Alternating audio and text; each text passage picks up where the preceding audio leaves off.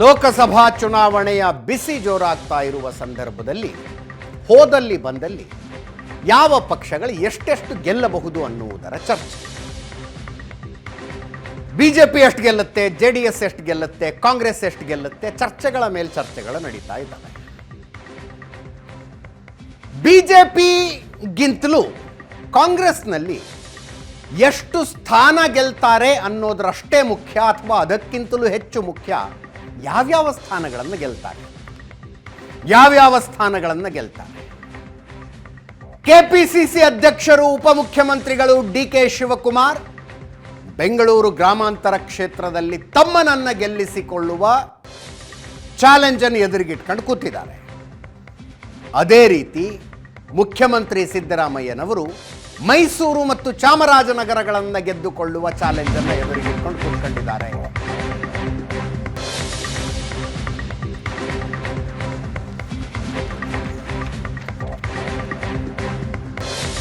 ಕಳೆದ 20 ದಿನಗಳಲ್ಲಿ 9 ದಿನಗಳನ್ನ ಮುಖ್ಯಮಂತ್ರಿಗಳು ಈ ಕ್ಷೇತ್ರದಲ್ಲಿ ಕಳೆದಿದ್ದಾರೆ.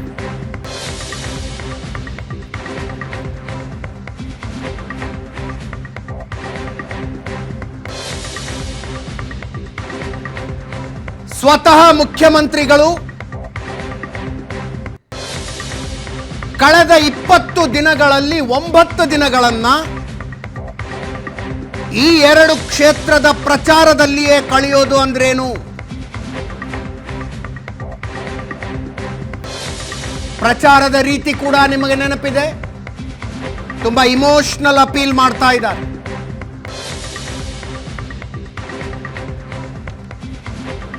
ಮುಖ್ಯಮಂತ್ರಿಗಳ ಪುತ್ರ ಡಾಕ್ಟರ್ ಯತೀಂದ್ರ ಇಬ್ರು ಕೂಡ ಇಮೋಷನಲ್ ಅಪೀಲ್ ಮಾಡ್ತಾ ಇದ್ದಾರೆ ಜನರಿಗೆ. 2 ಕ್ಷೇತ್ರ ಯಾಕೆ ಇಂಪಾರ್ಟೆಂಟು ಅನ್ನೋದು ನಿಮಗೆ ಗೊತ್ತು. ಮೈಸೂರು ಸಿದ್ದರಾಮಯ್ಯನವರ ತವರು ಜಿಲ್ಲೆ. ಆದರೆ ಸಿದ್ದರಾಮಯ್ಯನವರು ಗೆದ್ದಿರುವ ವರುಣಾ ಕ್ಷೇತ್ರ ಚಾಮರಾಜನಗರ ಲೋಕಸಭಾ ಕ್ಷೇತ್ರದ ವ್ಯಾಪ್ತಿಗೆ ಬರುತ್ತೆ.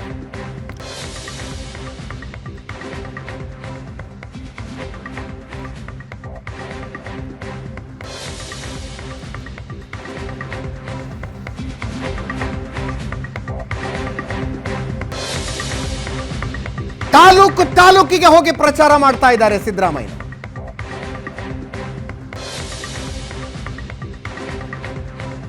ಮುಖ್ಯಮಂತ್ರಿಯಾಗಿ ಮುಂದುವರಿಬೇಕು ಅಂದ್ರೆ 60,000 ಲೀಡ್ ಕೊಡಿ ಅನ್ನುವ ಅರ್ಥ ಬರುವ ಭಾಷಣವನ್ನು ಮಾಡಿದ್ರು.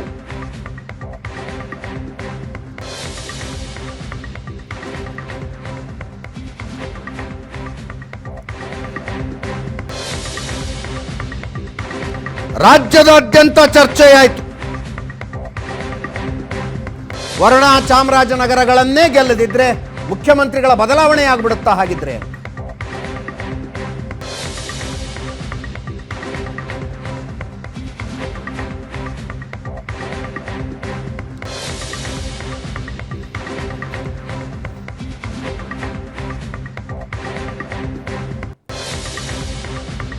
ಒಂದು ಕಡೆ ಸಿದ್ದರಾಮಯ್ಯನವರು ಇಷ್ಟು ಆಕ್ಟಿವ್ ಆಗ್ತಾ ಇದ್ದಂತೆ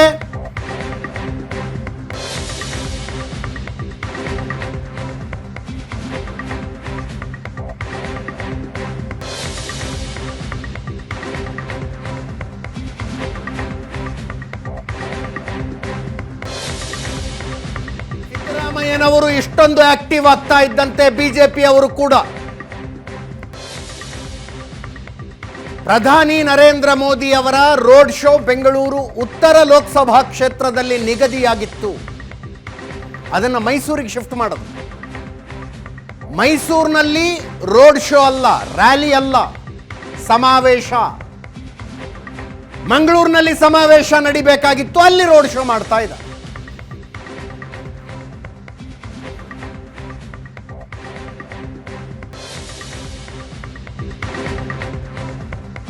ನಾಡಿದ್ದು ಪ್ರಧಾನಿ ನರೇಂದ್ರ ಮೋದಿ ಮೈಸೂರಿಗೆ ಬಂದು ರ್ಯಾಲಿ ಮಾಡುವಷ್ಟರಲ್ಲಿ ಇನ್ನೊಂದು ಸುತ್ತಿನ ಪ್ರಚಾರವನ್ನು ಮೈಸೂರಿನಲ್ಲಿ ಮಾಡಿ ಮುಗಿಸಬೇಕು ಅಂತ ಮುಖ್ಯಮಂತ್ರಿಗಳು ಹೊರಟಿದ್ದಾರೆ.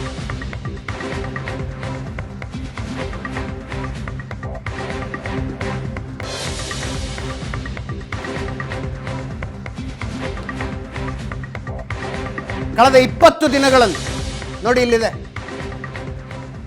ಮಾರ್ಚ್ 24ರಿಂದ 4 ದಿವಸ ಅಲ್ಲೇ ಇದ್ರು. ರೆಸಾರ್ಟ್ನಲ್ಲಿ ಕೂತ್ಕೊಂಡು ಸ್ಥಳೀಯ ಮುಖಂಡರುಗಳನ್ನು ಅಲ್ಲಿ ಕರೆಸ್ಕೊಂಡು ಮೀಟಿಂಗ್ ಮೇಲೆ ಮೀಟಿಂಗ್ಗಳನ್ನು ಮಾಡಿದ್ರು. ಏಪ್ರಿಲ್ 1ರಿಂದ 3 ದಿನ ಮತ್ತಲ್ಲೇ ಇದ್ರು.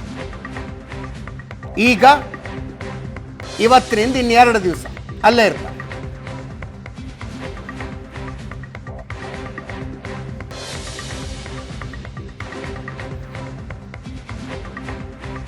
ಕರ್ನಾಟಕದ 28 ಲೋಕಸಭಾ ಕ್ಷೇತ್ರಗಳ ಪೈಕಿ ಸಿದ್ದರಾಮಯ್ಯನವರಿಗೆ ನಿಸ್ಸಂಶಯವಾಗಿ ಹೇಳಬಹುದು ಮೈಸೂರು ಮತ್ತು ಚಾಮರಾಜನಗರಗಳೇ ಮೋಸ್ಟ್ ಇಂಪಾರ್ಟೆಂಟ್ ಟಾರ್ಗೆಟ್.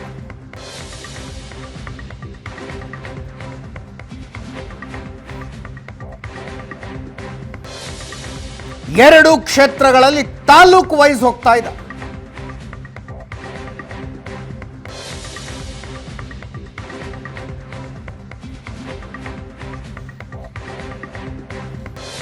ಬಹುಶಃ ಇದು ಬಿಜೆಪಿಯವರನ್ನ ಎಚ್ಚರಿಸಿದೆ ಅನ್ಸುತ್ತೆ. ನರೇಂದ್ರ ಮೋದಿ ಮೊದಲ ಸುತ್ತಿನ ಪ್ರಚಾರಕ್ಕೆ ಬಂದಾಗ ಕಲಬುರಗಿ ಮತ್ತು ಶಿವಮೊಗ್ಗದಲ್ಲಿ ಸಮಾವೇಶಗಳಲ್ಲಿ ಮಾತನಾಡಿದರು. ಈಗ ಬೆಂಗಳೂರು ಮತ್ತು ಮಂಗಳೂರು ಅಂತ ನಿಗದಿಯಾಗಿತ್ತು. ಮಂಗಳೂರಿನಲ್ಲಿ ವೆನ್ಯೂ ಕೂಡ ಡಿಸೈಡ್ ಆಗಿತ್ತು. ಗೋಲ್ಡ್ ಫಿಂಚ್ ಗ್ರೌಂಡ್ನಲ್ಲಿ ಭಾರಿ ಸಮಾವೇಶ. ಬೆಂಗಳೂರು ಉತ್ತರದಲ್ಲಿ ರೋಡ್ ಶೋ ಮಾಡ್ತಾರೆ ಅಂತಾಗಿತ್ತು. ಪ್ಲಾನ್ ಚೇಂಜ್ ಮಾಡಿದ್ರು ಬಿಜೆಪಿಯವರು. ಮೈಸೂರಿನಲ್ಲಿ ನರೇಂದ್ರ ಮೋದಿ ಅವರ ಸಮಾವೇಶ, ಮಂಗಳೂರಿನಲ್ಲಿ ರೋಡ್ ಶೋ ಅಂತ ಪ್ಲಾನ್ ಚೇಂಜ್ ಮಾಡಿದ್ರು.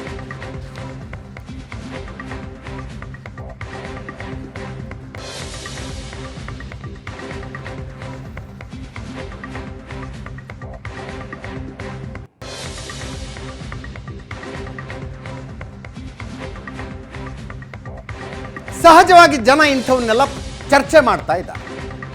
ಈ ಎರಡೂ ಕ್ಷೇತ್ರ ಗೆಲ್ಲದೆ ಹೋದರೆ ಸಿದ್ದರಾಮಯ್ಯನವರು ಮುಖ್ಯಮಂತ್ರಿ ಹುದ್ದೆಗೆ ಸಂಚಕಾರ ಬರುತ್ತಾ? ಸಹಜ ಅಲ್ವಾ, ಚರ್ಚೆ ಆಗುತ್ತೆ. ತವರು ಜಿಲ್ಲೆಯನ್ನೇ ಗೆದ್ಕೊಳ್ಳೋಕ್ಕಾಗಲಿಲ್ಲ, ತಮ್ಮ ಕ್ಷೇತ್ರ ಇರೋ ಲೋಕಸಭಾ ಕ್ಷೇತ್ರವನ್ನೇ ಗೆದ್ಕೊಳ್ಳೋಕ್ಕಾಗಲಿಲ್ಲ ಅಂತ ಚರ್ಚೆಗಳಾಗ್ತವೆ. ಮರ್ಯಾದೆ ಪ್ರಶ್ನೆ ಇದು. ಆದ್ದರಿಂದ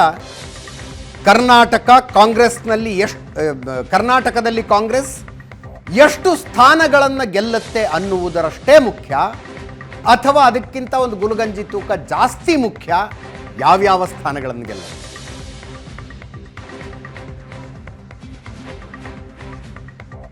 ಮೈಸೂರಿನಲ್ಲಿ ಲಕ್ಷ್ಮಣ್ಗೆ ಟಿಕೆಟ್ ಕೊಟ್ಟಿದ್ದಾರೆ.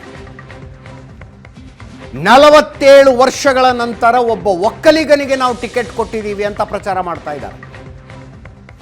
47 ವರ್ಷಗಳ ಹಿಂದೆ ಕಾಂಗ್ರೆಸ್ ಮೈಸೂರಿನಲ್ಲಿ ಒಬ್ಬ ಒಕ್ಕಲಿಗರಿಗೆ ಟಿಕೆಟ್ ಕೊಟ್ಟಿತ್ತು. ಆ ನಂತರ ಹಿಂದುಳಿದ ವರ್ಗದವರು ನಿರಂತರವಾಗಿ ಟಿಕೆಟ್ ಪಡಿತಾ ಬಂದರು. ಬಿಜೆಪಿಯಲ್ಲೂ ಟಿಕೆಟ್ ಚೇಂಜ್ ಆಗಿದೆ. ಹಾಲಿ ಸಂಸದ ಪ್ರತಾಪ್ ಸಿಂಹ ಬದಲು ಯದುವೀರ್ ಒಡೆಯರ್ಗೆ ಟಿಕೆಟ್ ಕೊಡಲಾಗಿದೆ. ಯದುವೀರ್ ಒಡೆಯರ್ ವರ್ಸಸ್ ಲಕ್ಷ್ಮಣ್ ಮೈಸೂರಿನ fight. Chamarajanagar reserved constituency. Srinivas Prasad ಹಾಲಿ ಸಂಸದರು ಬಿಜೆಪಿಯಿಂದ ಗೆದ್ದಿದ್ರು. ವಯಸ್ಸು ಮತ್ತು ಅನಾರೋಗ್ಯದ ಕಾರಣಕ್ಕೆ ಅವರು ಈ ಸಲ ಸ್ಪರ್ಧಿಸೋದಿಲ್ಲ ಅಂತ ಮೊದಲೇ ಹೇಳಿದ್ರು. ಅವರ ಬದಲು ಬಾಲರಾಜರಿಗೆ ಟಿಕೆಟ್ ಕೊಟ್ಟಿದೆ ಬಿಜೆಪಿ. ಶ್ರೀನಿವಾಸ್ ಪ್ರಸಾದರು ರಾಜಕೀಯದಲ್ಲಿ ತುಂಬಾ ಆಕ್ಟಿವ್ ಆಗಿದ್ದ ತಮ್ಮ ಅಳಿಯರ ಸಮೇತ ಕಾಂಗ್ರೆಸ್ ಜೊತೆ ಗುರುತಿಸಿಕೊಂಡಿದ್ದಾರೆ. ಕಾಂಗ್ರೆಸ್ ಇಲ್ಲಿ ಎಚ್ ಸಿ ಮಹದೇವಪ್ಪನವರ ಪುತ್ರ ಸುನೀಲ್ ಬೋಸ್ಗೆ ಟಿಕೆಟ್ ಘೋಷಣೆ ಮಾಡಿದೆ. ಬಾಲರಾಜ್ ವರ್ಸಸ್ ಸುನೀಲ್ ಬೋಸ್. ಮೈಸೂರಿಗೆ ಹೋಲಿಸಿದರೆ ಚಾಮರಾಜನಗರದಲ್ಲಿ ಸಿದ್ದರಾಮಯ್ಯನವರಿಗೆ ಕಾಂಗ್ರೆಸ್ ಗೆಲ್ಲುವ ಸಾಧ್ಯತೆಗಳು ಹೆಚ್ಚು ಕಾಣಿಸ್ತಾ ಇದೆ. ಯಾಕಂದ್ರೆ ಹಿಸ್ಟಾರಿಕಲಿ ಕಾಂಗ್ರೆಸ್ನ ಕ್ಷೇತ್ರ ಇದು. ಕಳೆದ ಸಲ ತುಂಬ ಕಡಿಮೆ ಅಂತರದಲ್ಲಿ ಚಾಮರಾಜನಗರದಲ್ಲಿ ಬಿಜೆಪಿ ಗೆದ್ದಿತ್ತು. ಮೈಸೂರಿನಲ್ಲಿ 1,38,647 ಮತಗಳ ಅಂತರದಿಂದ ಕಳೆದ ಸಲ ಬಿಜೆಪಿ ಗೆದ್ದದ್ದು, ಪ್ರತಾಪ್ ಸಿಂಹ ಗೆದ್ದಿದ್ದು 1,38,647 ಮತಗಳು.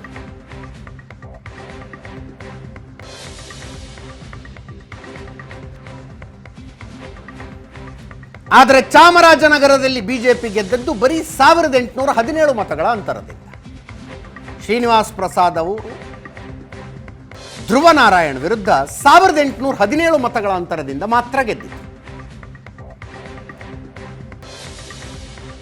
ಅನೇಕ ರಾಜಕೀಯ ಪರಿಣಿತರಿಗೆ ಈ ಸಲ ಇಲ್ಲಿ ಕಾಂಗ್ರೆಸ್ ಗೆಲ್ಲುವ ಸಾಧ್ಯತೆಗಳು ಕಾಣಿಸ್ತಾ ಇದೆ. ಸಿದ್ದರಾಮಯ್ಯನವರು ಭರ್ಜರಿ ಪ್ರಚಾರ ನಡೆಸ್ತಾ ಇದ್ದಾರೆ. ನನ್ನ ಕೊಲ್ಲಿಗ ಪ್ರಶಾಂತ್ ನಾಥು ನೇರ ಸಂಪರ್ಕದಲ್ಲಿದ್ದಾರೆ. ಪ್ರಶಾಂತ್, ಕರೆಕ್ಟ್ ಅಲ್ವ ಅದು? ಎಷ್ಟು ಸ್ಥಾನಗಳನ್ನು ಗೆಲ್ತಾರೆ ಅನ್ನೋದು ಒಂದು ಲೆಕ್ಕಾಚಾರ ಆದರೆ ಯಾವ್ಯಾವ್ದು ಗೆಲ್ತಾರೆ ಅನ್ನೋದು ಇಂಪಾರ್ಟೆಂಟ್ ಆಗುತ್ತೆ. ಅದೇ ಮೈಸೂರು ಗೆಲ್ಲೋದು ಭಾಳ ಮುಖ್ಯ ಆಗುತ್ತೆ. ಹಾಂ, ನನಗನ್ನಿಸುವ ಪ್ರಕಾರ ಸಿದ್ದರಾಮಯ್ಯನವ್ರಿಗೆ ಮೈಸೂರು ಗೆಲ್ಲೋದು, ಡಿ ಕೆ ಶಿವಕುಮಾರ್ ಅವರಿಗೆ ಬೆಂಗಳೂರು ಗ್ರಾಮಾಂತರ ಗೆಲ್ಲಿಸೋದು ಭಾಳ ಮುಖ್ಯ ಆಗುತ್ತೆ. ಯಾಕಂದರೆ ಸಿದ್ದರಾಮಯ್ಯನವರು ಕಾಂಗ್ರೆಸ್ಸಿಗೆ ಬಂದ ಮೇಲೆ 2009ರಲ್ಲಿ ಎಚ್ ವಿಶ್ವನಾಥ್ ಒಮ್ಮೆ ಗೆದ್ದಿದ್ದು ಬಿಟ್ಟರೆ ಮೈಸೂರಿನಲ್ಲಿ ಕಾಂಗ್ರೆಸ್ 2014, 2019 ಅಂದರೆ ಸಿದ್ದರಾಮಯ್ಯನವರ ಕಾಂಗ್ರೆಸ್ಸಿನ ಅಧಿಕಾರ ರಾಜಕಾರಣದ ಪೀಕ್ನಲ್ಲಿ ಮೈಸೂರಿನಲ್ಲಿ ಕಾಂಗ್ರೆಸ್ ಚುನಾವಣೆಯನ್ನು ಗೆದ್ದಿಲ್ಲ. ಹೀಗಾಗಿ ನಾಳೆ ಪೈಪೋಟಿಯ ಪ್ರಶ್ನೆ ಬಂದಾಗ, ಅಧಿಕಾರ ಹಸ್ತಾಂತರ ಅಥವಾ ಮುಖ್ಯಮಂತ್ರಿಯ ಬದಲಾವಣೆಯ ಪ್ರಶ್ನೆ ಬಂದಾಗ ಸೈಕಾಲಜಿಕಲ್ ಇಂಪ್ಯಾಕ್ಟ್ ಕಾಂಗ್ರೆಸ್ ಹೈಕಮಾಂಡ್ ಮೇಲೂ ಇರುತ್ತೆ. ಅದನ್ನು ಕೇಳುವ ಸಿದ್ದರಾಮಯ್ಯನವರು, ಡಿ ಕೆ ಶಿವಕುಮಾರ್ಗೂ ಕೂಡ ಇರುತ್ತೆ. ಸಿದ್ದರಾಮಯ್ಯನವರು ಮೈಸೂರು ಗೆದ್ರ ಸೋತ್ರ, ಎಷ್ಟು ಅಂತರದಿಂದ ಗೆದ್ದರು, ಎಷ್ಟು ಅಂತರದಿಂದ ಸೋತರು, ಬೆಂಗಳೂರು ಗ್ರಾಮಾಂತರದಲ್ಲಿ ಡಿ ಕೆ ಸುರೇಶ್ ಏನಾಯಿತು, ಇವೆಲ್ಲವೂ ಕೂಡ ನಿಶ್ಚಿತವಾಗಿ ಒಂದು ಸೈಕಾಲಜಿಕಲ್ ಇಂಪ್ಯಾಕ್ಟ್ ನಿರ್ಣಯ ಪ್ರಕ್ರಿಯೆ ಮೇಲೆ ನಿಶ್ಚಿತವಾಗಿ. ನಾನೊಂದ್ಸಲ ಎಲ್ಲೋ ಓದಿದ್ನೋ ಅಥವಾ ಯಾರೋ ಕೇಳಿದ್ನೋ ಗೊತ್ತಿಲ್ಲ, ಸೋನಿಯಾ ಗಾಂಧಿ ಅವರು ಡಿ ಕೆ ಶಿವಕುಮಾರ್ ಅವರನ್ನು ಎದುರುಗೊಂಡಾಗ ಡೈರೆಕ್ಟಾಗಿ ಕೇಳಿದ್ರಂತೆ, ಕನಕಪುರದಲ್ಲಿ ನೀವು ಗೆಲ್ತೀರಿ, ಬಟ್ ನಿಮ್ಮ ಅಕ್ಕಪಕ್ಕದ ಕ್ಷೇತ್ರಗಳನ್ನೇ ನೀವು ಗೆಲ್ಲಿಸ್ಕೊಳ್ಳೋದಿಲ್ವಲ್ಲ ಅಂದಿದ್ರಂತೆ. ಅಂದರೆ ಹೈಕಮಾಂಡ್ ಈ ರೀತಿಯ ವಿಷಯಗಳ ಬಗ್ಗೆ ಗಂಭೀರತೆಯನ್ನು ಹೊಂದಿರುತ್ತೆ ಅಂತ. ನ್ಯಾಚುರಲಿ ಈಗ ನೀವು ಒಬ್ಬ ಮಾಸ್ ಲೀಡರ್ ಅಥವಾ ನಿಮ್ಮನ್ನು ಯಾವುದೋ ಒಂದು ಪಟ್ಟ ಕಟ್ತಕ್ಕಂಥ ಸಂದರ್ಭದಲ್ಲಿ ಯಾವುದೇ ಪೊಲಿಟಿಕಲ್ ಪಾರ್ಟಿಯಲ್ಲಿ ಕೇಳುವ ಮೊದಲ ಪ್ರಶ್ನೆ ಎಷ್ಟು ಸೀಟನ್ನು ಗೆಲ್ಸ್ಕೊಂಡು ಬರ್ತೀರಿ ಅಂತಕ್ಕಂಥ. ಯಾಕೆ ವಿಜಯೇಂದ್ರರನ್ನು ರಾಜ್ಯ ಬಿ ಜೆ ಪಿ ಅಧ್ಯಕ್ಷರನ್ನಾಗಿ ಮಾಡ್ತು, ಸಿ ಟಿ ರವಿ ಇದ್ದರು, ಪ್ರಹ್ಲಾದ್ ಜೋಶಿ ಇದ್ದರು, ಬೇರೆ ಬೇರೆ ಬೇರೆ ಬೇರೆ ನಾಯಕರಿದ್ರಲ್ವ. ಅಂತಿಮವಾಗಿ ವೋಟ್ ತರುವ ಕೆಪಾಸಿಟಿ ಯಾರಿಗಿದೆ, ಸೀಟ್ ಗೆಲ್ಲಿಸ್ಕೊಳ್ಳುವ ಕೆಪಾಸಿಟಿ ಯಾರಿಗಿದೆ ಅಂತಕ್ಕಂಥದ್ದು ಮುಖ್ಯ ಆಗುತ್ತೆ. ಸಿದ್ದರಾಮಯ್ಯನವ್ರಿಗೆ ಈ ಬಾರಿ ಮೈಸೂರು ಮತ್ತು ಚಾಮರಾಜನಗರ ಬಹಳ ಮುಖ್ಯ. ಕಳೆದ ಬಾರಿ ಎಚ್ ಸಿ ಮಹದೇವಪ್ಪನವ್ರನ್ನ ಮಂತ್ರಿ ಮಾಡಲಿಕ್ಕೆ ಹೈಕಮಾಂಡ್ ತಯಾರಿರಲಿಲ್ಲ. ಆಗ ಸಿದ್ದರಾಮಯ್ಯನವರು ಹೈಕಮಾಂಡ್ ಕನ್ವಿನ್ಸ್ ಮಾಡಿದರು. ಶ್ರೀನಿವಾಸ್ ಪ್ರಸಾದ್ ಅಂತರೂ ಬಿ ಜೆ ಪಿಯಲ್ಲಿದ್ದಾರೆ, ಒಬ್ಬ ದಲಿತ ನಾಯಕ ಮತ್ತು ನಾನು ಒಂದು ಕಾಂಬಿನೇಷನ್ನಲ್ಲಿ ಕೆಲಸ ಮಾಡಿದರೆ ಮಾತ್ರ ಮೈಸೂರು ಚಾಮರಾಜನಗರ ಗೆಲ್ಲಿಕ್ಕೆ ಸಾಧ್ಯ ಆಗುತ್ತೆ. ಯಾಕೆಂದರೆ ದಲಿತ ಮತಗಳು ದೊಡ್ಡ ಪ್ರಮಾಣದಲ್ಲಿ ಇರ್ತಕ್ಕಂಥ ಒಂದು ಕ್ಷೇತ್ರ ಚಾಮರಾಜನಗರ. ಆ ಕಾರಣದಿಂದ ಎಚ್ ಸಿ ಮಹದೇವಪ್ಪನವ್ರನ್ನ ಮಂತ್ರಿ ಮಾಡಿದರೆ ಮಾತ್ರ ನಾವು ಚಾಮರಾಜನಗರದಲ್ಲಿ ಏನೋ ಒಂದು ಮೊಮೆಂಟಮನ್ನು ತೆಗೆದುಕೊಳ್ಬಹುದು ಅಂತಕ್ಕಂಥದ್ದು. ಹೀಗಾಗಿ ಎಚ್ ಸಿ ಮಹದೇವಪ್ಪನವ್ರನ್ನ ಮಂತ್ರಿ ಮಾಡಿದರು. ಸರಿ, ಅವರ ಅಭ್ಯರ್ಥಿ ಆಗಲಿಲ್ಲ, ಅವರ ಮಗನನ್ನು ಅಭ್ಯರ್ಥಿ ಮಾಡಿದರು. ಆದರೆ ನನಗನ್ಸುತ್ತೆ ಸಿದ್ದರಾಮಯ್ಯನವ್ರಿಗೆ ಇದೊಂದು ಪ್ರತಿಷ್ಠೆಯ ಪ್ರಶ್ನೆ. ಯಾಕಂದರೆ 47 ವರ್ಷಗಳ ನಂತರ ಕಾಂಗ್ರೆಸ್ ಮೈಸೂರಿನಲ್ಲಿ ಒಕ್ಕಲಿಗ ಅಭ್ಯರ್ಥಿಗೆ ಟಿಕೆಟ್ ಕೊಟ್ಟಿದೆ. ಇಲ್ಲಿಯವರೆಗೆ ಜನತಾದಳ ನಂತರದ ಬಿ ಜೆ ಪಿ ಒಕ್ಕಲಿಗ ಅಭ್ಯರ್ಥಿಗೆ ಕೊಡೋದು, ಕಾಂಗ್ರೆಸ್ ಒ ಬಿ ಸಿ ಸಮುದಾಯಕ್ಕೆ, ಪ್ರಮುಖವಾಗಿ ಕುರುಬ ಸಮುದಾಯದ ಅಭ್ಯರ್ಥಿಗೆ ಕೊಡೋದು ಅಥವಾ ಬೇರೆ ಒ ಬಿ ಸಿ ಸಮುದಾಯದ ಅಭ್ಯರ್ಥಿಗೆ ಕೊಡೋದು ಅಂತಕ್ಕಂಥ ಒಂದು ಪ್ರಕ್ರಿಯೆ ಮೊದಲಿಂದಲೂ ಕೂಡ ಚಾಲ್ತಿಯಲ್ಲಿತ್ತು. ಆದರೆ ಈ ಬಾರಿ ಕಾಂಗ್ರೆಸ್ ಕೂಡ ಒಕ್ಕಲಿಗ ಅಭ್ಯರ್ಥಿ ಕೊಟ್ಟಿದೆ ಲಕ್ಷ್ಮಣ್ ರೂಪದಲ್ಲಿ. ಮೈಸೂರಿನಲ್ಲಿ ಸಿದ್ದರಾಮಯ್ಯನವ್ರಿಗೆ ಯಾಕೊಂದು ಅಪಾರ್ಚುನಿಟಿ ಅಂತ ಅನ್ನಿಸ್ತಿದೆ ಅಂತಂದರೆ, ಬಿ ಜೆ ಪಿ ಒಕ್ಕಲಿಗ ಅಭ್ಯರ್ಥಿ ಕೊಡದೇ ಇರುವ ಸಂದರ್ಭದಲ್ಲಿ ಅವರಿಗೆ ಮಹಾರಾಜ ಯದುವೀರ್ ಒಡೆಯರ್ ಕೊಟ್ಟಿದ್ದಾರೆ. ಕ್ವಶ್ಚನ್ ಏನು, ಮಹಾರಾಜ ಯದುವೀರ್ ಒಡೆಯರ್ ಅವರ ಜಾತಿಯನ್ನು ನೋಡಿ ಓಟ್ ಹಾಕ್ತಾರಾ ಅಥವಾ ಮಹಾರಾಜ ಅಂತ ಹಾಕ್ತಾರಾ ಅಥವಾ ಮೋದಿ ಅಲೆ ಮೇಲೆ ಹಾಕ್ತಾರಾ, ಇವು ಪ್ರಶ್ನೆಗಳು. ಆದರೆ ಕಾಂಗ್ರೆಸ್ಗೆ ಅನ್ನಿಸ್ತಾ ಇದೆ ಪ್ರತಾಪ್ ಸಿಂಹರನ್ನು ಬದಲಿಸಿದ ನಂತರ ಮೈಸೂರಿನಲ್ಲಿ ನಮಗೊಂದು ಅಪಾರ್ಚುನಿಟಿ ಇದೆ. ಒಕ್ಕಲಿಗ ಅಭ್ಯರ್ಥಿಯನ್ನು ನಾವು ಹಾಕಿರುವಾಗ ಒಕ್ಕಲಿಗರ ಕನಿಷ್ಠ ವೋಟ್ಗಳನ್ನು ಕಾಂಗ್ರೆಸ್ ತೆಗೆದುಕೊಂಡರೂ ಕೂಡ ಉಳಿದ ಒ ಬಿ ಸಿ ಸಮುದಾಯ ಬಂದು ಕಾಂಗ್ರೆಸ್ ಜೊತೆಗೆ ನಿಲ್ಲುತ್ತೆ, ಸಿದ್ದರಾಮಯ್ಯನವರ ವೋಟ್ ಬ್ಯಾಂಕ್ ಇದೆ ಅಂತಕ್ಕಂಥ ಒಂದು ಲೆಕ್ಕಾಚಾರದೊಡನೆ ಸಿದ್ದರಾಮಯ್ಯನವರು ಕೆಲಸ ಮಾಡ್ತಿದ್ದಾರೆ. ಎಷ್ಟರ ಮಟ್ಟಿಗೆ ವರ್ಕ್ ಆಗುತ್ತೆ, ಸಿದ್ದರಾಮಯ್ಯರು ಅಂತಿಮವಾಗಿ ಮೈಸೂರನ್ನು ಗೆಲ್ಲಿಸ್ಕೊಳ್ಳುವಲ್ಲಿ ಯಶಸ್ವಿ ಆಗ್ತಾರೆ, ಅವರ ಒಟ್ಟಾರೆ ಪ್ರಚಾರದ ವೈಖರಿ ನೋಡಿದರೆ 2 ದಿನ ಹೋಗಿ ಒಂದು ಸ್ಥಳದಲ್ಲಿ ಕುಳಿತು ಎಲ್ಲ ನಾಯಕರನ್ನು ಕರೆಸಿ ಮಾತನಾಡಿದ್ದಾರೆ, ಕಾರ್ಯಕರ್ತರನ್ನು ಮಾತನಾಡಿಸ್ತಾ ಇದ್ದಾರೆ, ಹೋಬಳಿ ಓಡಾಡ್ತಾ ಇದ್ದಾರೆ. ಇದನ್ನೆಲ್ಲ ನೋಡಿದರೆ ಸಿದ್ದರಾಮಯ್ಯನವರಿಗೆ ಈ ಬಾರಿ ಮೈಸೂರು ಗೆಲ್ಲುವ ಅನಿವಾರ್ಯತೆಯ ಸ್ಪಷ್ಟ ಕಲ್ಪನೆ ಇದೆ ಅಂತಕ್ಕಂಥದ್ದು ಸ್ಪಷ್ಟ ಇದ್ದೇ ಇರುತ್ತೆ ನ್ಯಾಚುರಲಿ. ಯಾಕಂದರೆ ಈ ಮೊದಲೇ ಈಗ 14-19 ಥರ 24 ಅಲ್ಲ, 24ರಲ್ಲಿ ಹೈಕಮಾಂಡ್ ಎಕ್ಸ್ಪೆಕ್ಟ್ ಮಾಡ್ತಾ ಇದೆ, ನೀವು ಮುಖ್ಯಮಂತ್ರಿಯಾಗಿ ಮುಂದುವರಿಯಬೇಕಾದ್ರೆ ಇಷ್ಟು ಸೀಟ್ಗಳನ್ನು ಗೆಲ್ಲಿಸ್ಕೊಡಿ, ಹಳೆ ಮೈಸೂರು ಭಾಗದಲ್ಲಿ ಇಷ್ಟು ಸೀಟ್ಗಳನ್ನು ಗೆಲ್ಲಿಸ್ಕೊಡಿ. ಆ ಕಾರಣದಿಂದ ಸಿದ್ದರಾಮಯ್ಯನವರು ಇಷ್ಟರ ಮಟ್ಟಿಗೆ ಹೈಪರ್ ಆ್ಯಕ್ಟಿವ್ ಅಂತಿರೋ, ಓವರ್ ಆ್ಯಕ್ಟಿವ್ ಅಂತಿರೋ ಅಥವಾ ಪ್ರೋ ಆ್ಯಕ್ಟಿವ್ ಅಂತಿರೋ ಓಡಾಡ್ತಾ ಇದ್ದಾರೆ. ಇದರ ರಿಸಲ್ಟ್ಸ್ ಏನು ಬರುತ್ತೆ ಅಂತಕ್ಕಂಥದ್ದು ಮುಖ್ಯ. 2 ಕ್ಷೇತ್ರಗಳಲ್ಲಿ, ಒಂದು ಚಾಮರಾಜನಗರ, ಒಂದು ಮೈಸೂರು. ಚಾಮರಾಜನಗರ ಸ್ಲೈಟ್ಲಿ ಇವತ್ತಿನವರೆಗೆ ಪ್ರೋ ಕಾಂಗ್ರೆಸ್ ಅನ್ನುವ ರೀತಿಯಲ್ಲಿ ಅನ್ನಿಸ್ತಾ ಇದೆ ಅಲ್ಲಿನ ಅಭ್ಯರ್ಥಿಗಳ ಓಡಾಟ, ಪ್ರಚಾರ ಇವೆಲ್ಲವನ್ನು ನೋಡಿದಾಗ. ಆದರೆ Mysuru will not be A cake walk for anyone. ಯಾಕಂದರೆ ಅಭ್ಯರ್ಥಿ ಚೇಂಜ್ ಆಗಿದ್ದಾರೆ, ಮಹಾರಾಜ ಯದುವೀರ್ ಒಡೆಯರ್ ಇದ್ದಾರೆ, ಮೋದಿ ನಾಳೆ 14ಕ್ಕೆ ಮೈಸೂರಿನಲ್ಲಿ ದೊಡ್ಡ ಸಭೆಯನ್ನು ನಡೆಸ್ತಾ ಇದ್ದಾರೆ. ಈ ಬಾರಿ ಮೊದಲು ಜೆ ಡಿ ಎಸ್ ಒಂದು ರೀತಿ ಪರೋಕ್ಷ ರೂಪದಲ್ಲಿ ಪ್ರತಾಪ್ ಸಿಂಹ ಅವರಿಗೆ 2 ಇಲೆಕ್ಷನಲ್ಲಿ ಸಹಾಯ ಮಾಡಿತ್ತು. ಈ ಬಾರಿ ಜೆ ಡಿ ಎಸ್ ಭಾಳ ಬಹಿರಂಗವಾಗಿ ಅಭ್ಯರ್ಥಿಯ ಪರವಾಗಿ ಓಡಾಡ್ತಾ ಇದೆ. ಮತ್ತು ಮಹಾರಾಜ ಯದುವೀರ್ ಒಡೆಯರ್ ಎನಿ ಟೈಮ್ ಈ can be a formidable candidate because of the lineage. ಆ ಕಾರಣದಿಂದ ಅವರನ್ನು ಸೋಲಿಸ್ಲಿಕ್ಕೆ ಸಾಧ್ಯ ಆಗುತ್ತಾ? ಸಿದ್ದರಾಮಯ್ಯನವ್ರಿಗೆ ಒಂದು ಅಗ್ನಿ ಪರೀಕ್ಷೆ. ಈ ಅಗ್ನಿ ಪರೀಕ್ಷೆಯಲ್ಲಿ ಸಿದ್ದರಾಮಯ್ಯನವ್ರು ಗೆಲ್ತಾರಾ, ಬೆಂಗಳೂರು ಗ್ರಾಮಾಂತರದ ಅಗ್ನಿ ಪರೀಕ್ಷೆಯಲ್ಲಿ ಡಿ ಕೆ ಶಿವಕುಮಾರ್ ಗೆಲ್ತಾರಾ ಅನ್ನೋದು ಮುಂದಿನ ರಾಜಕಾರಣದ ಮೇಲೆ ನಿಶ್ಚಿತ ಪರಿಣಾಮವನ್ನು ಬೀರುತ್ತೆ. ಎಸ್ ಪ್ರಶಾಂತ್, ನಮ್ಮ ಮೈಸೂರು ರಿಪೋರ್ಟರ್ ಮಧು ನೇರ ಸಂಪರ್ಕದಲ್ಲಿದ್ದಾನೆ. ಮಧು, 20 ದಿನಗಳ ಪೈಕಿ 9 ದಿನ ಏನೇನು ಮಾಡ್ತಾರಲ್ಲಿ? ಏನು ರೋಡ್ ಶೋನ, ಭಾಷಣಗಳ, ಅವುಗಳನ್ನಂತೂ ನೋಡಿದ್ದೀವಿ. ಅದರ್ವೈಸ್ ಅದನ್ನು ಹೊರತುಪಡಿಸಿದ್ರೆ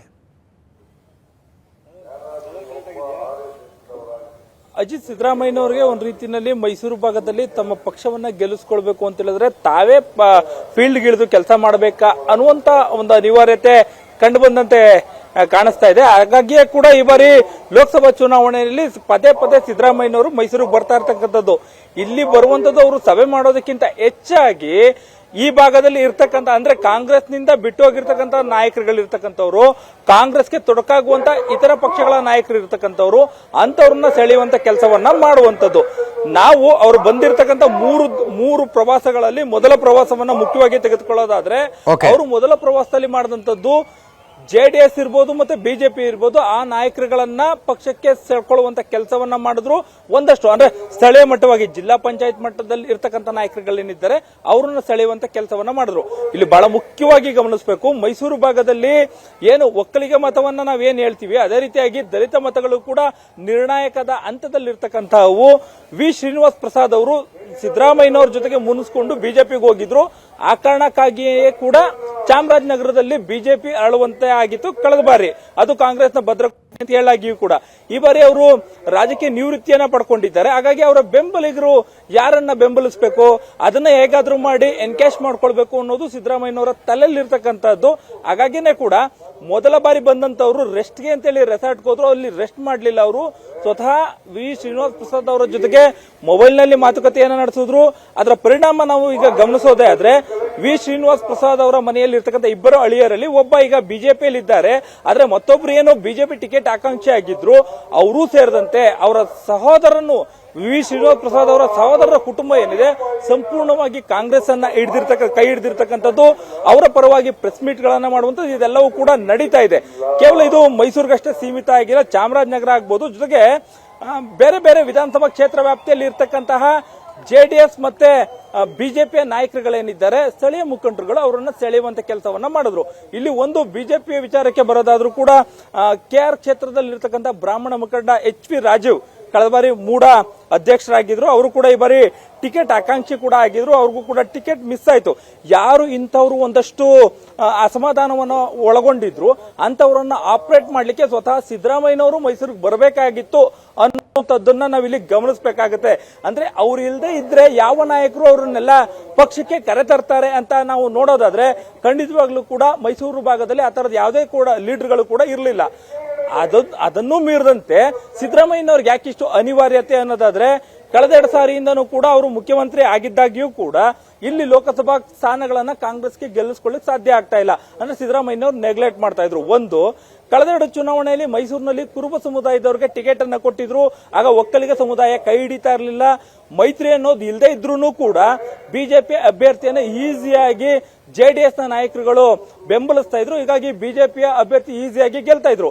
ಈ ಬಾರಿ ನೇರವಾಗಿಯೇ ಕೂಡ ಮೈತ್ರಿ ಇದೆ. ಮೈತ್ರಿ ಇರುವಂತಹ ಸಂದರ್ಭದಲ್ಲಿ ಹೇಗಾದ್ರೂ ಮಾಡಿ, ಅಂದ್ರೆ ನಿರ್ಣಯ ಹಂತದಲ್ಲಿರ್ತಕ್ಕಂಥ ಒಕ್ಕಲಿಗ ಮತಗಳೇನಿವೆ ಅವುಗಳನ್ನ ಹೇಗಾದ್ರೂ ಸ್ಪ್ಲಿಟ್ ಮಾಡಬೇಕು ಅನ್ನೋ ಕಾರಣಕ್ಕಾಗಿ ಸಿದ್ದರಾಮಯ್ಯನವರು ಒಕ್ಕಲಿಗರ ಅಭ್ಯರ್ಥಿಗೆ ಈ ಬಾರಿ ಟಿಕೆಟ್ ಅನ್ನ ಕೊಟ್ಟಿದ್ದಾರೆ. ಆದ್ರೆ ಅದು ಕೂಡ ಅಷ್ಟಾಗಿ ವರ್ಕೌಟ್ ಆದಂತೆ ಕಂಡು ಬರ್ತಾ ಇಲ್ಲ. ಈಗ ಜನಸಾಮಾನ್ಯರ ಮಧ್ಯದಲ್ಲಿ ಟಾಕ್ಸ್ ಇದೆಯಾ? ಮೈಸೂರು ಚಾಮರಾಜನಗರ ಗೆಲ್ಲದೆ ಹೋದ್ರೆ ಸಿದ್ದರಾಮಯ್ಯನವರು ಮುಖ್ಯಮಂತ್ರಿ ಹುದ್ದೆ ಕಳ್ಕೊಂಡ್ಬಿಡ್ತಾರೆ, ಅದನ್ನ ಕನ್ವೆ ಮಾಡೋದಕ್ಕೆ ಪ್ರಯತ್ನ ಪಡ್ತಾ ಇದ್ದಾರೆ. ಡೈರೆಕ್ಟ್ ಆಗಿ ಹೇಳೋದಕ್ಕೂ ಬರೋದಿಲ್ಲ, ಅದ್ ಹೆಂಗ್ ಹೇಳಕ್ಕಾಗತ್ತೆ? ಬಟ್ ಜನಸಾಮಾನ್ಯರು ಚರ್ಚೆ ಮಾಡ್ತಾರ ಅದನ್ನ. ಅದು ಖಂಡಿತವಾಗ್ಲೂ ಚರ್ಚೆ ಆಗ್ತಾ ಇರ್ತಕ್ಕಂಥ ವಿಚಾರ. ಮೊದಲಿಗೆ ಜನರಿಗೆ ಆಕ್ಚುಲಿ ಮೈಸೂರು ಭಾಗದಲ್ಲಿ ಹೇಳೋದಾದ್ರೆ ಸಿದ್ದರಾಮಯ್ಯನವರು ಸಂಪೂರ್ಣವಾಗಿ ಸಿಎಂ ಆಗಿರ್ತಾರೆ ಅನ್ನೋ ಒಂದು ಆಶಾಭಾವನೆಯಲ್ಲಿ ಜನ ಇದ್ರು. ಆದ್ರೆ ಸಿದ್ದರಾಮಯ್ಯನವರು ಯಾವಾಗ ವರ್ಣ ಕ್ಷೇತ್ರದಲ್ಲಿ ತಾವು ಪ್ರಚಾರ ಭಾಷಣವನ್ನ ಮಾಡುವಂತ ಸಂದರ್ಭದಲ್ಲಿ ನಾನು ಇರಬೇಕಾ ಬೇಡವಾ ಅನ್ನೋ ಒಂದು ಪದವನ್ನ ಬಳಸ್ತಾರೆ, ಆಗ ಈ ವಿಚಾರ ಹೆಚ್ಚು ಮುನ್ನೆಲೆಗೆ ಬಂದು ಚರ್ಚೆ ಆಗ್ಲಿಕ್ಕೆ ಶುರುವಾಯಿತು. ಅಂದ್ರೆ ವಿಧಾನಸಭೆ ಅಂದ್ರೆ ಸಿಎಂನ ಕುರ್ಚಿಯನ್ನ ಹಂಚ್ಕೊಳ್ಳುವಂತ ಸಂದರ್ಭದಲ್ಲಿ ಎಲ್ಲ 30 ತಿಂಗಳ ಕಾಲ ಈ ಒಂದು ಸೀಟನ್ನ ಹಂಚ್ಕೊಳ್ಳುವಂತ ಕೆಲಸ ಆಗಿರಬಹುದು ಅನ್ನೋದು ಒಂದು ಲೆಕ್ಕಾಚಾರ. ಆದ್ರೆ ಏನು ಬಿಜೆಪಿ ಮತ್ತೆ ವಿರೋಧ ಪಕ್ಷಗಳು ಸಿದ್ದರಾಮಯ್ಯನವರು ಲೋಕಸಭೆ ಆದ ನಂತರದಲ್ಲಿ ಇಳಿತಾರೆ ಅಂತ ಹೇಳ್ತಿದ್ರು, ಜನ ಅಷ್ಟಾಗಿ ನಂಬ್ತಿರ್ಲಿಲ್ಲ. ಆದ್ರೆ ಸ್ವತಃ ಸಿದ್ದರಾಮಯ್ಯನವರ ಭಾಷಣ ಯಾವಾಗ ಭಾವನಾತ್ಮಕತೆಯಿಂದ ಅಂದ್ರೆ ತಾನು ಉಳ್ಕೊಳ್ಳುವಂತ ನಿಟ್ಟಿನಲ್ಲಿ ನನಗೆ ಈ ಭಾಗದಲ್ಲಿ ಹೆಚ್ಚು ಬಲ ಬೇಕು, ಆ ಬಲವನ್ನ ಮತದಾರರು ಕೊಡಬೇಕು ಅಂತೇಳಿ ಭಾಷಣ ಮಾಡಿದ್ರು, ಆಗ ಜನ ಒಬ್ಬೊಬ್ಬರಾಗೆ ಮಾತಾಡ್ಲಿಕ್ಕೆ ಶುರು ಮಾಡಿದ್ದಾರೆ. ಎಲ್ಲೋ ಒಂದು ಕಡೆ ಸಿದ್ದರಾಮಯ್ಯನವ್ರಿಗೆ ಈ ಬಾರಿ ಇಲ್ಲಿ ಬಲ ಕಮ್ಮಿ ಆದ್ರೆ ಬಹುಶಃ ಅವರು ನಮ್ಮ ಭಾಗದ ನಾಯಕರಿಗೊಬ್ಬರಿಗೆ ಸಿಎಂ ಕುರ್ಚಿ ತಪ್ಪೋದು ಅನ್ನೋ ಒಂದು ಮಾತುಗಳು ಕೂಡ ಸಂಪೂರ್ಣವಾಗಿ ಕೇಳಿ ಬರ್ತಾ ಇದೆ. ಆದಾಗ್ಯೂ ಕೂಡ ಸಿದ್ದರಾಮಯ್ಯನವರು ಇಲ್ಲಿವರೆಗೆ ಮಾಡಿರ್ತಕ್ಕಂಥ ಈ ಆಪರೇಷನ್ ಏನಿದೆ ಅದರಲ್ಲಿ ಬಹುತೇಕ ಅವರು ಸಕ್ಸಸ್ ಆದಂತೆ ಕೂಡ ಕಂಡು ಬರ್ತಾರೆ. ಯಾಕಂತಂದ್ರೆ ಕ್ಷೇತ್ರದಲ್ಲಿ ಇರ್ತಕ್ಕಂಥ ವಾತಾವರಣ ಈಗ ನೀವು ಗಮನಿಸಿ, ಅವರು ಮಾರ್ಚ್ 24ರಿಂದ ಇಲ್ಲಿವರೆಗೆ ಒಟ್ಟು 9 ದಿನಗಳ ಪ್ರವಾಸ ಮಾಡಿದ್ದಾರೆ. ಸಿದ್ದರಾಮಯ್ಯನವರು ಬಂದಂತ ಸಂದರ್ಭದಲ್ಲಿ ಕಾಂಗ್ರೆಸ್ನಲ್ಲಿ ಉರುಪು ಹೆಚ್ಚು ಕಾಣಿಸುತ್ತೆ, ಅದಾದ ನಂತರದಲ್ಲಿ ಆ ಉರುಪು ಮತ್ತೆ ಕೂಡ ಡೌನ್ ಆಗುತ್ತೆ. ಇದನ್ನ ಮೈತ್ರಿ ಅಂದ್ರೆ ವಿರೋಧ ಪಕ್ಷದಲ್ಲಿ ಇರ್ತಕ್ಕಂಥ ಮೈತ್ರಿ ಅಭ್ಯರ್ಥಿಗಳೇನಿದ್ದಾರೆ ಅವರು ಎನ್ಕ್ಯಾಶ್ ಮಾಡ್ಕೊಳ್ತಿದ್ದಾರೆ, ಕ್ಷೇತ್ರವ್ಯಾಪಿ ಬಿರುಸಿನ ಪ್ರಚಾರ ಮಾಡ್ತಿದ್ದಾರೆ, ಇದನ್ನ ಕವರ್ ಮಾಡ್ತಿದ್ದಾರೆ. ಇದೆಲ್ಲವೂ ಕೂಡ ಮೈಸೂರು ಭಾಗದಲ್ಲಿ ನಡೀತಾ ಇರ್ತಕ್ಕಂಥ ರಾಜಕಾರಣ. Ajit, thank you so much Madhu, ನಿಮ್ಮೆಲ್ಲ ಮಾಹಿತಿಗೆ. ಕಾಂಗ್ರೆಸ್ ನಾಯಕ ವಿಧಾನ ಪರಿಷತ್ ಸದಸ್ಯ ಬಿಕೆ ಹರಿಪ್ರಸಾದ್ ಕೆಲವು ದಿನಗಳ ಗ್ಯಾಪ್ನ ನಂತರ ಮತ್ತೆ ಸುದ್ದಿಯಾಗಿದ್ದಾರೆ. ಅಸಮಾಧಾನ ಅವರಿಗೆ ಈ ಲೋಕಸಭಾ ಚುನಾವಣೆಯಲ್ಲಿ ತಮ್ಮನ್ನ ಪರಿಣಾಮಕಾರಿಯಾಗಿ ಪಕ್ಷ ಬಳಸಿಕೊಳ್ತಾ ಇಲ್ಲ. ಅಷ್ಟೇ ಹೇಳಿದ್ರೆ ಪರವಾಗಿಲ್ಲ, ಪೆನ್ ಡ್ರೈವ್ ಬಾಂಬ್ ಸಿಡಿಸಿದೆ. ಪೆನ್ ಡ್ರೈವ್ ಬಾಂಬ್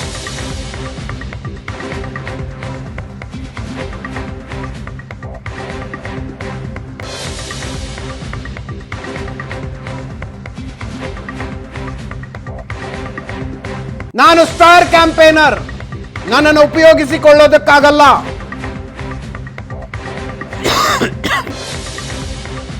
ಏನೇ ಭಿನ್ನಾಭಿಪ್ರಾಯವಿದ್ರೂ ಪೆನ್ ಡ್ರೈವ್ ನಲ್ಲಿಟ್ಟು ಆಮೇಲೆ ಹೇಳ್ತೀನಿ.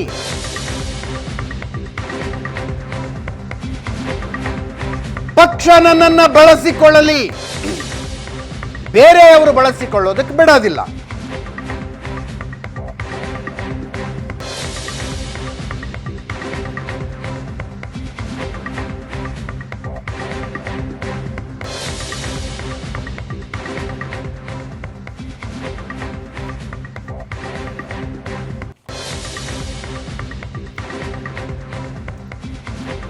ಮತ್ತೊಮ್ಮೆ ತಮ್ಮ ಪಕ್ಷ ನಿಷ್ಠೆಯನ್ನ ಸಾರಿ ಹೇಳಿದ್ದಾರೆ ಬಿಕೆ ಹರಿಪ್ರಸಾದ್. ದಿಲ್ಲಿಯಿಂದ ರಾಜಕಾರಣ ಮಾಡಿದ್ದೀನಿ, ಕಾಂಗ್ರೆಸ್ಸಿಗೆ ದುಡಿದಿದ್ದೀನಿ. ನಾನು ಬೆಳೆಸಿದವರು ಬರೀ ಸಚಿವರಲ್ಲ, ಇನ್ನೂ ಏನೇನೋ ಆಗಿದ್ದಾರೆ. ಎಲ್ಲವನ್ನು ಪೆನ್ ಡ್ರೈವ್ ನಲ್ಲಿ ಇಟ್ಟಿದ್ದೀನಿ, ಚುನಾವಣೆ ಆದ ಮೇಲೆ ಪೆನ್ ಡ್ರೈವ್ ಬಿಡ್ತೀನಿ.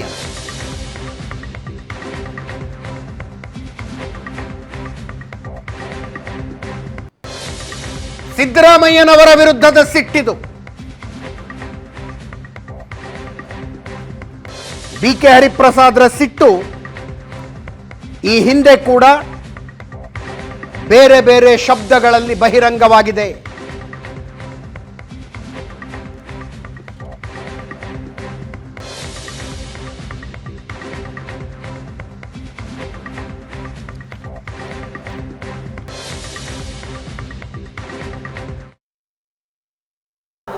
ನಾನು ಸ್ಟಾರ್ ಕ್ಯಾಂಪೇನರ್ ಇದ್ದೀನಿ.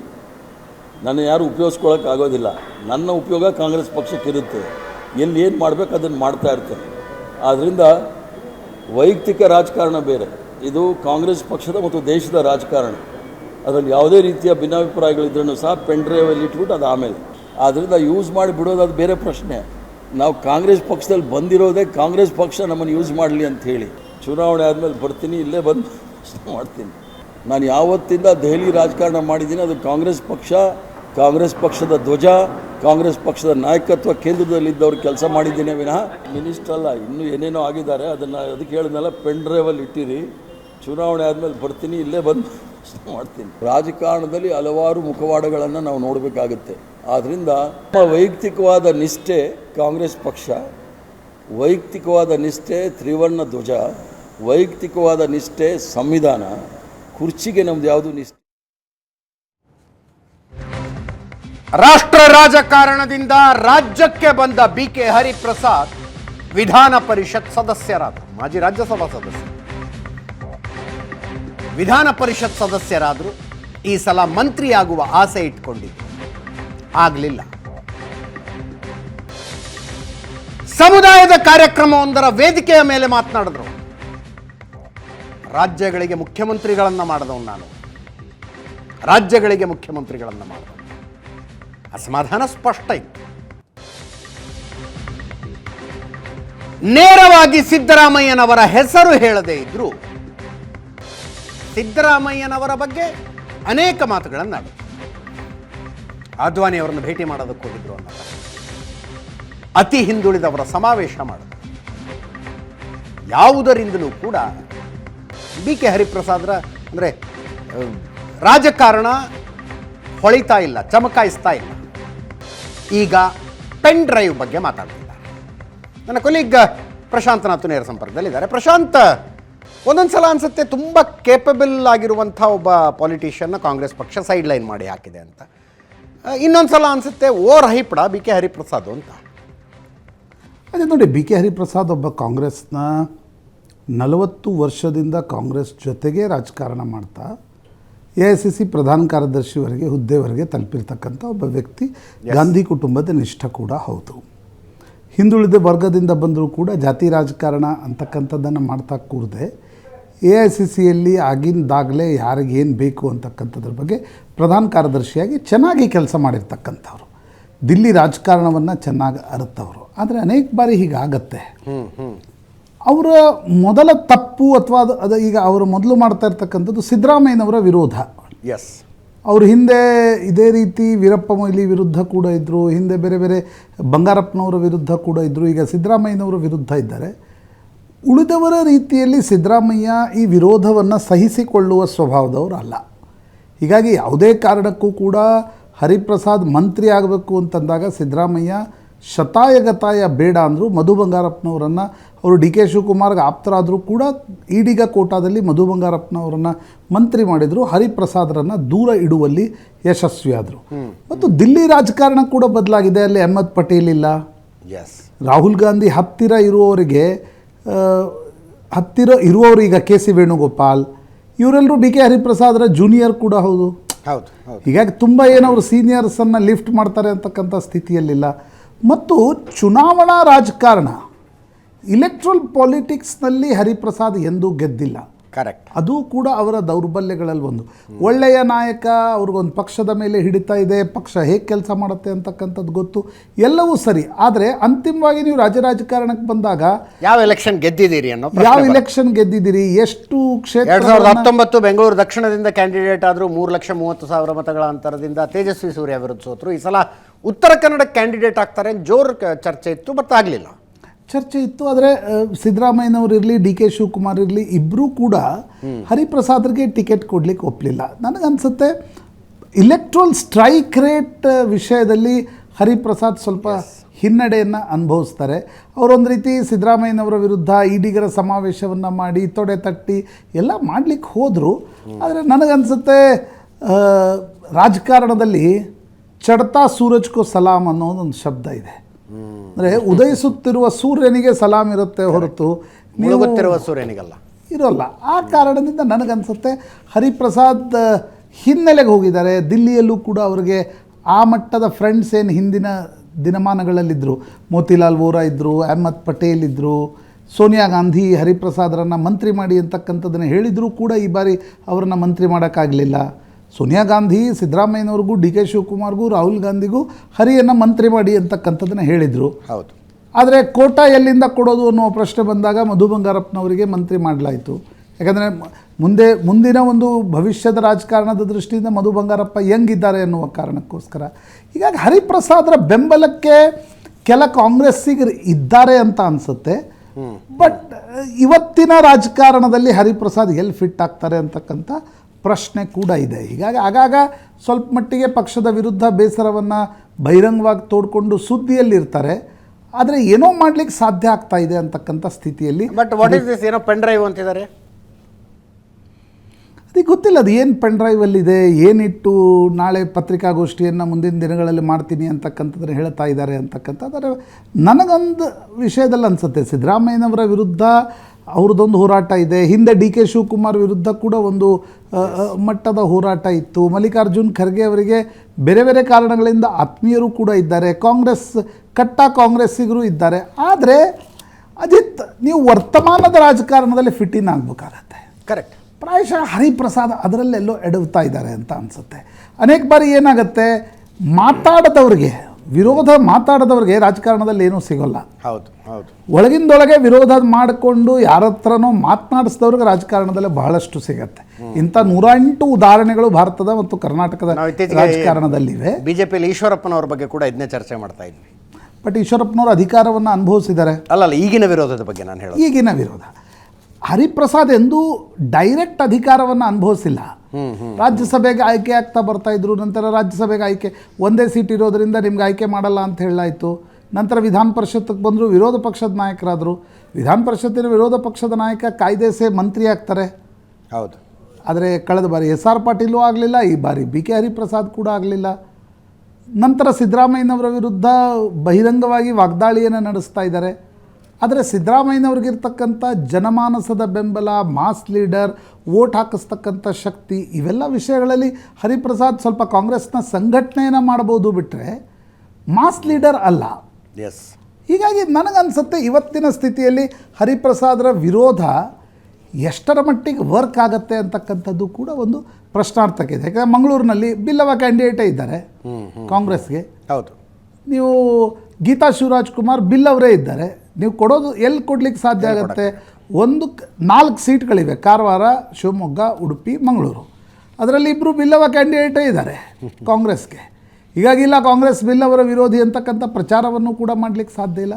ಹೀಗಾಗಿ ಒಂದು ಅವರ ಸ್ಪೇಸ್ ದಿನದಿಂದ ದಿನಕ್ಕೆ ಹರಿಪ್ರಸಾದ್ ಅವ್ರದ್ದು ಶ್ರಿಂಕ್ ಆಗಿದೆ. ಅದಕ್ಕೆ ಅವರ ತಪ್ಪು ಕೂಡ ಕಾರಣ, ಮತ್ತು ಸಿದ್ದರಾಮಯ್ಯನವರ ಬಗ್ಗೆ ಅವರು ಆಗಾಗ ಮಾಡ್ತಕ್ಕಂಥ ವಿರೋಧ ಕೂಡ ಒಂದು ನಿಶ್ಚಿತವಾಗಿರ್ತಕ್ಕಂಥ ಕಾರಣ.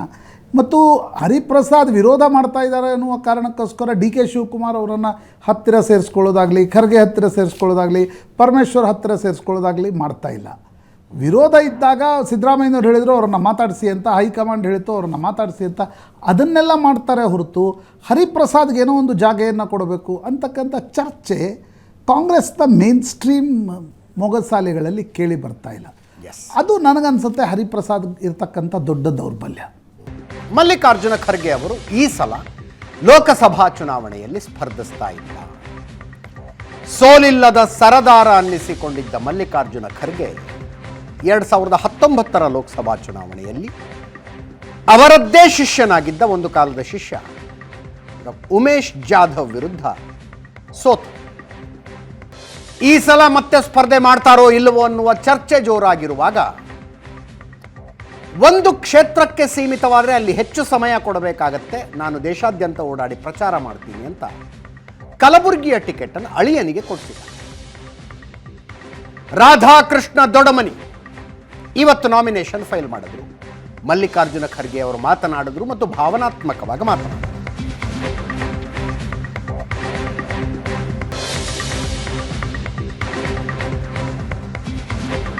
ರಾಧಾಕೃಷ್ಣ ದೊಡಮನಿ ವರ್ಸಸ್ ಉಮೇಶ್ ಜಾಧವ್ ಈ ಸಲ ಕಲಬುರಗಿಯಲ್ಲಿ.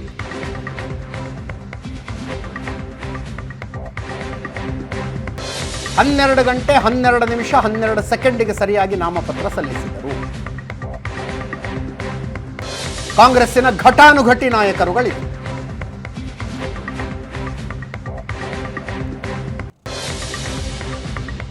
ನಾನಿನ್ನೂ ಸತ್ತಿಲ್ಲ, ಬದುಕಿದ್ದೀನಿ.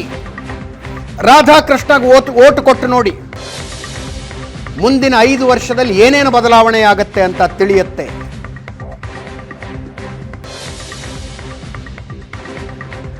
ನನ್ನನ್ನು ಕೆಲಸಗಾರ ಅಂತೀರಿ, ಮತಗಟ್ಟೆಗೆ ಹೋದಾಗ ಏನನಿಸುತ್ತೋ ಏನಾಗುತ್ತೋ ಗೊತ್ತಿಲ್ಲ, ನನ್ನನ್ನು ಮರ್ತು ಬಿಡ್ತೀರಿ. ಸಮಾಜದಲ್ಲಿ ಬದಲಾವಣೆ ತರೋದು ನನ್ನ ಗುರಿ. ನನ್ನ ಗುರಿ ಈ ಭಾಗವನ್ನು ಕಲ್ಯಾಣ ಕರ್ನಾಟಕ ಮಾಡೋದು, ಬಸವ ತತ್ವ ಉಳಿಸಿಕೊಳ್ಳೋದು.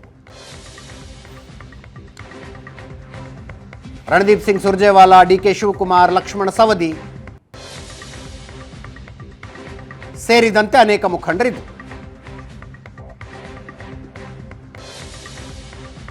ಕೇಳಿಸ್ಕೊಳ್ಳಿ ಅಂತ.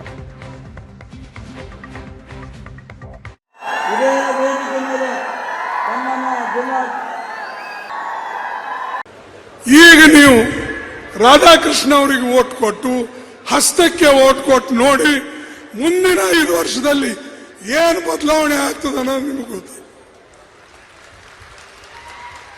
ಅದು ನಾವು ಮಾಡಿ ತೋರಿಸ್ತೇವೆ. ನಾವಿನ್ನೂ ಜೀವಂತಿದ್ದೇವೆ, ಸತ್ತಿಲ್ಲ. ಇನ್ನು ಕೆಲಸ ಮಾಡೋದಕ್ಕೆ ನಾನು ಬದುಕಿದ್ದೇನೆ.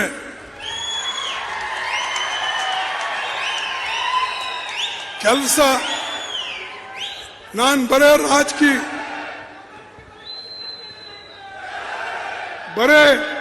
ನಾನು ರಾಜಕೀಯ ಮಾಡೋದು, MLA ಆಗೋದು ಅಷ್ಟೇ ಅಲ್ಲ. ನನ್ನ ಗುರಿ ಸಮಾಜದಲ್ಲಿ ಬದಲಾವಣೆ ತರ್ತಕ್ಕಂಥದ್ದು. ನನ್ನ ಗುರಿ ಈ ಭಾಗಕ್ಕೆ ನಿಜವಾಗ್ಲೂ ಕಲ್ಯಾಣ ಕರ್ನಾಟಕ ಮಾಡ್ತಕ್ಕಂಥದ್ದು. ನಮ್ಮ ಭಾಗಕ್ಕೆ ಪ್ರೈಮ್ ಮಿನಿಸ್ಟರ್ ಬರಬೇಕು ಅಂದ್ರೆ ಬಹಳ ಕಡಿಮೆ. ಆದರೆ ನಮ್ಮ ಪ್ರೈಮ್ ಮಿನಿಸ್ಟರ್ ಇಲ್ಲಿ ಪದೇ ಪದೇ ಬಂದು ಹೋಗಿದ್ದಾರೆ. ಆದರೆ ಬಂದು ಹೋದ ಮೇಲೆ ಈ ಭಾಗಕ್ಕೆ ಏನು ಕೊಟ್ಟಿದ್ದಾರೆ ಅನ್ನೋದು ಬಹಳ ಮಹತ್ವ. ಬಂದ್ರು ಹೋದ್ರು. ಬಿಜೆಪಿ ಸರ್ಕಾರ 10 ವರ್ಷ ಕೆಲಸ ಮಾಡ್ತಾ ಇದೆ. ಆದ್ರೆ 10 ವರ್ಷದಲ್ಲಿ ನಮಗ್ ಸಿಕ್ಕಿದ್ದೇನು, ನಮ್ಮ ಭಾಗಕ್ಕೆ ಕೊಟ್ಟಿದ್ದೇನು? ಒಂದು ಕೆಲಸ ಹೈದರಾಬಾದ್ ಕರ್ನಾಟಕ, ಕಲ್ಯಾಣ ಕರ್ನಾಟಕ ಮಾಡಿಲ್ಲ. ನಾನು ಚಾಲೆಂಜ್ ಕೊಡ್ತೀನಿ. ನಾನು 5 ವರ್ಷ ಮಂತ್ರಿ ಇದ್ದೆ. ನಾನು ಏನು ಈ ಭಾಗಕ್ಕೆ ಕರ್ನಾಟಕ ಮಾಡಿದ್ದೇನೆ, ಅದ್ರದ್ದು ಒಂದು 10 ಪೈಸಾ ಆದ್ರೂ ಮಾಡಿದ್ರೆ ನಾನು ಅವ್ರಿಗೆ ಶಬಾಷ್ಗಿರಿ ಕೊಡ್ತೇನೆ. ಬಂದು ಹೋಗಿ ಎಲ್ಲ ಕಡೆ ಹೇಳೋದು, ये मोदी की गारंटी, अरे हमारी गारंटी, कर्नाटक की गारंटी, हमने तो 5 गारंटी बोले, 5 गारंटी दिए. ನಾವು 5 ಗ್ಯಾರಂಟಿ ಹೇಳಿದ್ದೇವಲ್ಲ, 5 ಗ್ಯಾರಂಟಿ ಹೇಳಿದ್ದನ್ನ ನಾವು ನಿಭಾಯಿಸ್ತೇವೆ. ನಮ್ಮ ಸರ್ಕಾರ ಕೊಟ್ಟು ಈಗಾಗಲೇ ನಮ್ಮ ಶಿವಕುಮಾರ್ ಅವರು ಹೇಳಿದ್ರು, ನಾನು ಎಲೆಕ್ಷನ್ದಾಗ ಹೇಳಿದ್ದೆ. ಸೊ ನಮ್ಮ ಗ್ಯಾರಂಟಿಗಳು ಹೆಣ್ಣು ಮಕ್ಕಳಿಗೆ ಒಂದು ಶಕ್ತಿ ಕೊಡ್ತಕ್ಕಂಥ ಗ್ಯಾರಂಟಿ. ಇದೇ ವೇದಿಕೆಯ ಮೇಲೆ ಒಂದು ಅಪಸವ್ಯ. ಲಕ್ಷ್ಮಣ ಸವದಿ ಅವರಿದ್ರು, ಮಾಜಿ ಉಪಮುಖ್ಯಮಂತ್ರಿ ಲಕ್ಷ್ಮಣ ಸವದಿ ಅವರು ಬಿಜೆಪಿಯಿಂದ ಉಪಮುಖ್ಯಮಂತ್ರಿಗಳಾಗಿದ್ದರು. ಕಳೆದ ವಿಧಾನಸಭಾ ಚುನಾವಣೆಯಲ್ಲಿ ಟಿಕೆಟ್ ಸಿಗಲಿಲ್ಲ ಅಂತ ಕಾಂಗ್ರೆಸ್ಸಿಗೆ ಹೋಗಿ ಗೆದ್ದಿದ್ದಾರೆ. ಅವರು ಜನರ ಹತ್ರ ಬೋಲೋ ಭಾರತ್ ಮಾತಾ ಕಿ ಜೈ ಅಂತ ಹೇಳಿಸಿದ್ರು. ಏನು ತಪ್ಪಲ್ಲ, ಹೇಳಬೇಕು, ಹೇಳಿಸ್ಬೇಕು. ಆದರೆ ಅದಕ್ಕಿಂತ ಮೊದಲು ಖರ್ಗೆ ಸಾಹೇಬರು ತಪ್ಪು ತಿಳಿಬಾರದು ಅಂತ ಭಾರತ್ ಮಾತಾ ಕಿ ಜೈ ಅಂತ ಲಕ್ಷ್ಮಣ ಸವದಿ ಅವರು ಹೇಳಿಸಿದರೆ ಮತ್ತು ನೆರೆದಿದ್ದ ಜನ ಹೇಳಿದರೆ ಮಲ್ಲಿಕಾರ್ಜುನ್ ಖರ್ಗೆ ಅವರು ಯಾಕೆ ತಪ್ಪು ತಿಳಿಬೇಕು? ಯಾಕೆ ತಪ್ಪು ತಿಳಿತಾರೆ? ಕೇಳಿಸ್ಕೊಳ್ಳಿ ಲಕ್ಷ್ಮಣ ಸವದಿ ಅವರು ಹೇಳಿದ್ದು. ಖರ್ಗೆ ಸಾಹೇಬರು ಅಪಾರ್ಥ ಮಾಡ್ಕೋಬಾರ್ದು. ಒಂದು ಮಾತನ್ನ ಹೇಳಿಕ್ಕೆ ನಾನು ಬಯಸ್ತೀನಿ. ನೀವೆಲ್ಲರೂ ನಾನು ಹೇಳಿದಾಗೆ ಒಂದು ಮಾತನ್ನ ಹೇಳಿ, ನಾನು ಭಲೋ ಭಾರತ್ ಮಾತಾಕಿ ಅಂತೀನಿ. ನೀವೆಲ್ಲರೂ ಕೂಡ ಗಟ್ಟಿ ಮುಷ್ಟಿಯನ್ನ ಮಾಡಿ ನೀವು ಜೈಕಾರ ಹಾಕಬೇಕು. ಅವರಿಗೆ ಗೊತ್ತಾಗಬೇಕು, ಕಾಂಗ್ರೆಸ್ನವರು ನಮಗಿಂತಲೂ ಹೆಚ್ಚು ದೇಶಭಕ್ತರಿದ್ದಾರೆ ಅಂತಕ್ಕಂಥದ್ದು ಅವರಿಗೆ ಸಂದೇಶ ಕಳಿಸ್ಬೇಕು. ಭಾರತ್ ಮಾತಾ ಕಿ, ಭಾರತ್ ಮಾತಾ ಕಿ. ಇದು ಇಲ್ಲಿ ಅಷ್ಟೇ ಅಲ್ಲ, ಇದು ಹೋಗಿ ಬೆಂಗಳೂರು ದಿಲ್ಲಿಗೆ ಮುಟ್ಟಬೇಕು. ಅರ್ಥ ಆಗದೆ ಇರೋದು ಇದು. ಮಲ್ಲಿಕಾರ್ಜುನ್ ಖರ್ಗೆ ಅವರು ಭಾರತ್ ಮಾತಾ ಕಿ ಜೈ ಘೋಷಣೆಯನ್ನು ಕೇಳಿಸ್ಕೊಂಡ್ರೆ ಯಾಕೆ ಅಪಾರ್ಥ ಮಾಡಿಕೊಳ್ಳಬೇಕು ಅಂತ.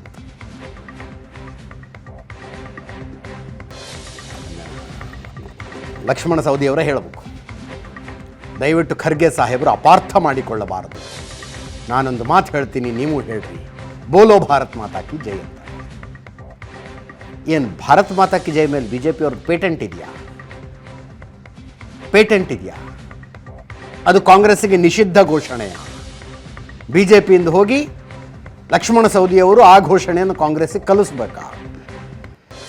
ಉಪಮುಖ್ಯಮಂತ್ರಿ ಡಿ ಕೆ ಶಿವಕುಮಾರ್ ಅವರು ಕೂಡ ವೇದಿಕೆಯ ಮೇಲಿದ್ರು. 371 ಕಲಂ ಮೂಲಕ ಖರ್ಗೆ ಅವರು ಕಲಬುರಗಿ ಜನತೆಗೆ ಕೊಡುಗೆ ಕೊಟ್ಟಿದ್ದಾರೆ. ಜನ ಈ ಋಣ ತೀರಿಸಬೇಕಾದ್ರೆ ಕಾಂಗ್ರೆಸ್ ಅಭ್ಯರ್ಥಿಯನ್ನು ಗೆಲ್ಲಿಸಬೇಕು. ಈ ರಾಜ್ಯದಲ್ಲಿ ಯಾರ ಅಲೆನೂ ಇಲ್ಲ. ನಿನ್ನೆ ಕೂಡ ಮಾತಾಡಿದ್ರು, ಎಲ್ಲಿದೆ ಮೋದಿ ಅಲೆ? ಗಾಳಿಲಿ ನನಗೇನು ಕಾಣಿಸ್ತಿಲ್ಲ ಅಂತ. ವಿಧಾನಸಭೆಯಲ್ಲಿ 136 ಕ್ಷೇತ್ರ ಗೆದ್ದಂಗೆ ಲೋಕಸಭೆಯಲ್ಲಿ ಕಾಂಗ್ರೆಸ್ 20ಕ್ಕಿಂತಲೂ ಹೆಚ್ಚು ಸ್ಥಾನ ಗೆಲ್ತೀವಿ. ರಾಧಾಕೃಷ್ಣ ಅವರನ್ನ 3 ಲಕ್ಷಕ್ಕಿಂತ ಹೆಚ್ಚು ಮತಗಳ ಅಂತರದಿಂದ ಗೆಲ್ಲಿಸಿ ಅಂತ ಕೇಳಿಸ್ಕೊಂಡು 371 ಜಯದಿಂದ ನಮ್ಮ ರಾಜ್ಯಕ್ಕೆ ಕೊಟ್ಟಂತ ಒಂದು ಶಕ್ತಿ, ನಮ್ಮ ಮಕ್ಕಳ ಭವಿಷ್ಯಕ್ಕೆ ಕೊಟ್ಟಂತ ಶಕ್ತಿ, ನಮ್ಮ ಅಭಿವೃದ್ಧಿಗೆ ಕೊಟ್ಟಂತ ಶಕ್ತಿಗೆ ತೀರಿಸುವಂತ ಒಂದು ದೊಡ್ಡ ಅವಕಾಶ ಇವತ್ತು ನಿಮ್ಮೆಲ್ಲರಿಗೂ ಸಿಕ್ಕಿದೆ. ಈ ರಾಜ್ಯದಲ್ಲಿ ಯಾವ ಹಲೆ ಕೂಡ ಇಲ್ಲ. ಮುಂದಕ್ಕೆ ಈ ರಾಜ್ಯದಲ್ಲಿ 20ಕ್ಕೂ ಹೆಚ್ಚು ಸೀಟು ಕಾಂಗ್ರೆಸ್ ಪಾರ್ಟಿ, ನೀವು ಹೆಂಗೆ 136 ಸೀಟ್ ಕೊಟ್ಟು ಗೆಲ್ಸಿದ್ರಿ, ಅದೇ ರೀತಿ 20ಕ್ಕೂ ಹೆಚ್ಚು ಸೀಟು ಈ ರಾಜ್ಯದಲ್ಲಿ ಕಾಂಗ್ರೆಸ್ ಬಂದೇ ಬರ್ತದೆ ಕೇಂದ್ರದಲ್ಲಿ. ಆದ್ರಿಂದ ಇವತ್ತು ಖರ್ಗೆ ಸಾಹೇಬ್ರ ಏನು ನಿಮ್ ಕೊಟ್ಟಂತ ಶಕ್ತಿಗೆ ಕೈಯನ್ನ ಬಲಪಡಿಸು, ಇಡೀ ರಾಷ್ಟ್ರಕ್ಕೆ ಒಂದು ದೊಡ್ಡ ಸಂದೇಶವನ್ನು ಕೊಡಬೇಕಾದ್ರೆ ರಾಧಾಕೃಷ್ಣರವ್ರನ್ನ ಕನಿಷ್ಠ 3 ಲಕ್ಷ ಅಂತರದಿಂದ ಗೆಲ್ಲಿಸಲೇಬೇಕು ಅಂತೇಳಿ ತಮ್ಮಲ್ಲಿ ನಾನು ಪ್ರಾರ್ಥನೆಯನ್ನು ನಾನು ಮಾಡ್ತಾ ಇದ್ದೇನೆ.